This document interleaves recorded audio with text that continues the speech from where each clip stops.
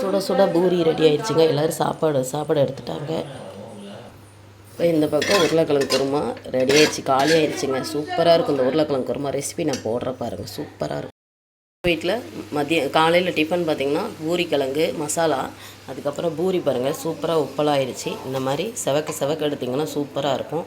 நம்ம வீட்டில் இன்றைக்கி வந்துட்டு காலையில் பிரேக்ஃபாஸ்ட் பார்த்திங்கன்னா சூடான சுட சுட பூரியும் உருளைக்கிழங்கு மசாலாவுங்க ரெடி ஆயிடுச்சு. இப்போ சூடான பூரி உப்பெல்லாம் இருக்கும். இதில் கொஞ்சம் டைட்டாக மாவு பிசைஞ்சிங்கன்னா நல்லாயிருக்கும், ரொம்ப சூப்பராக இருக்கும். இப்போ இதே சப்பாத்திக்குன்னு பார்த்திங்கன்னா நம்ம கொஞ்சம் லூஸாக பிசையணும், அது சுடு தண்ணி விட்டு பிசையணும். சுட சுட பூரி ரெடி ஆயிடுச்சுங்க. எல்லோரும் சாப்பாடு எடுத்துட்டாங்க.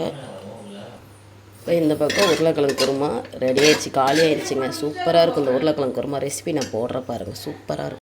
வீட்டில் காலையில் டிஃபன் பார்த்திங்கன்னா பூரிக்கிழங்கு மசாலா, அதுக்கப்புறம் பூரி பாருங்கள் சூப்பராக உப்பலாகிடுச்சு. இந்த மாதிரி செவக்க எடுத்திங்கன்னா சூப்பராக இருக்கும். நம்ம வீட்டில் இன்றைக்கி வந்துட்டு காலையில் பிரேக்ஃபாஸ்ட் பார்த்திங்கன்னா சூடான சுட சுட பூரியும் உருளைக்கிழங்கு மசாலாவுங்க ரெடி ஆயிடுச்சு. இப்போ சூடான பூரி உப்பெல்லாம் இருக்கும். இதில் கொஞ்சம் டைட்டாக மாவு பிசைஞ்சிங்கன்னா நல்லாயிருக்கும், ரொம்ப சூப்பராக இருக்கும். இப்போ இதே சப்பாத்திக்குன்னு பார்த்திங்கன்னா நம்ம கொஞ்சம் லூஸாக பிசையணும், அது சுடு தண்ணி விட்டு பிசையணும்.